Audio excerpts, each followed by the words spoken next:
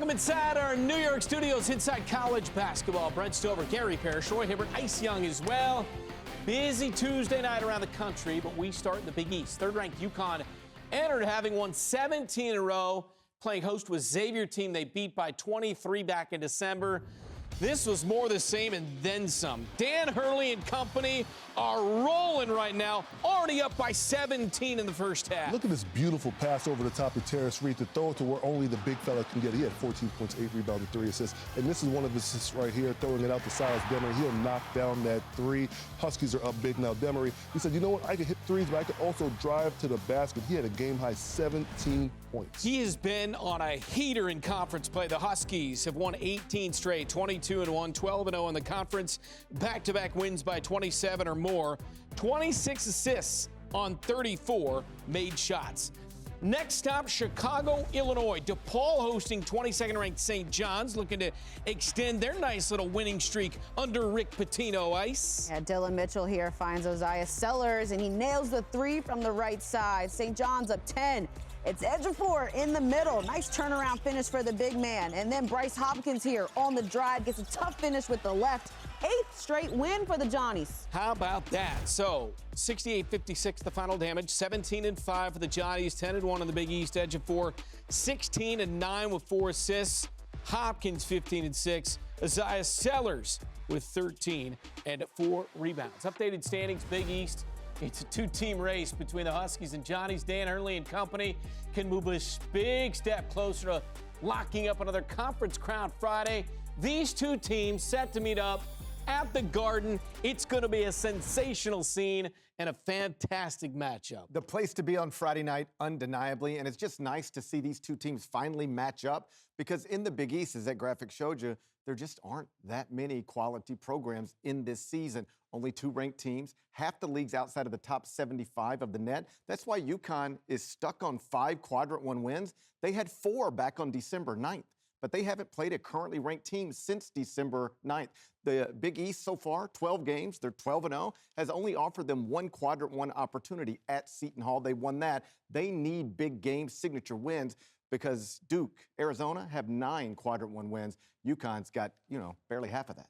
Well, you're talking big picture, but for me, this UConn team, they're very experienced. And the thing I want to watch out for is the bigs. I know you like to talk about the guards. I like to talk about the bigs and everything like that. You did your whole shimmy. They didn't have you on the single on that one.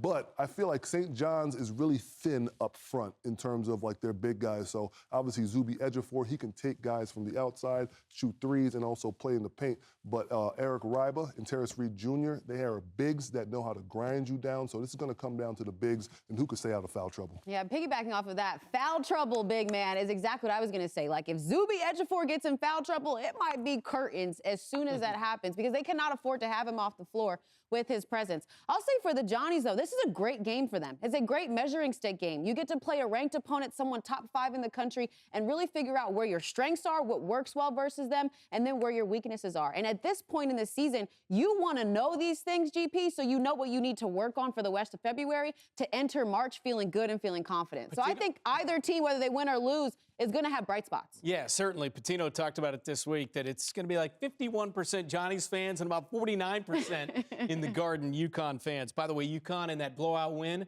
tonight, 57% shooting. They hit 10 threes. 19th-ranked St. Louis had won 15 straight, including a perfect 9-0 in A-10 play, helping the Billikens to a program-best 21-1 start. On Tuesday, they visited Davidson on CBS Sports Network and got a test early on in this game, GP. They really did. Josh Scovin's going to pull from 3, makes it. Wildcats up 8, looking for the upset, but St. Louis is surging back. Brady Dunlap was a big part of it. Knocks down that 3, quick release. Billikens up 2. Here he is again. He was 6 of 6 from beyond the arc. Career high 22 points. St. Louis up 66-57. Davidson trying to make one more push. Scovins down low, gets that to go. Makes it a 7-point game, but Robbie Avila, 17 points, 6 assists. St. Louis pulls ahead and wins it 91-82. Down 5 of the break, outscored them in the second half 50-36. For St. Louis, 6-game road winning streak for the first time since 2013-14. It's a 16-game winning streak since their lone loss in a tight one to Stanford. Mike O'Donnell with Brady Dunlap after the win. All right, with Brady Dunlap here. Hey, career high 22 points. What worked for you tonight? My teammates really found me. A lot of actions. Paul had a good one. Robbie found me. I mean, it was all my teammates. I'm someone that plays off of people, and they really made my night happen tonight. So I'm thankful for them. It's not surprising to hear you, a St. Louis player, talk about the teammates and unselfishness. What is it about you guys that you're able to share the ball so well on the offensive side of the floor? I mean, we're all just best friends off the court, and we all, we're all in it for each other's success. And I think that that's just what makes us so special and why we're able to go out there and play. It's a new person's night every night, and it's just because how close we are off the court and how badly we want each other to be successful. They've been a headline in college basketball this year. So has number 23 Miami. On the road against Buffalo, under 5 to play, deadlocked. Antoine Woolfolk spins and scores. 2-point lead for the Red Hawks. And then a great game for Luke Skaljak at 72-66. Noah Batchelor keeps Buffalo in it. Straight away 3. It's a 2-point game. They've got a chance to win it. Off balance 3. Ryan Sable has a chance, comes up just short. Miami stays perfect. 73-71, extending the longest winning streak in MAC history. 23-0, 11-0 in conference, one of 2 remaining unbeaten Division I teams this season. Skaljak with 19 on 9 of 15, 5 steals, 4 rebounds, 3 assists. They keep it going.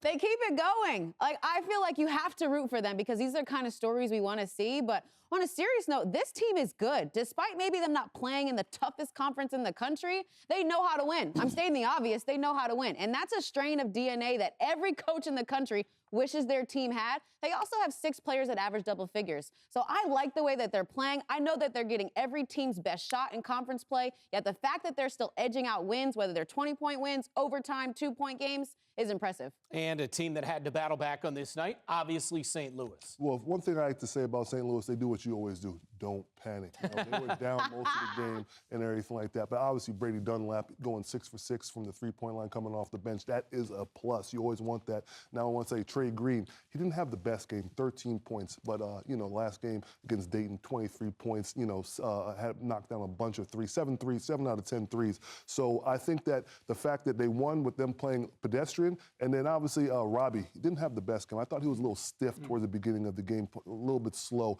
He took some really contested threes, 1 for 6 from the 3-point line, but he did a good job of attacking the paint towards the end of the game. 17 points. I like that little lock and load when he got that little and one right there. So they found their rhythm towards the end of the game. And they're now 22-1. I think everybody knows that.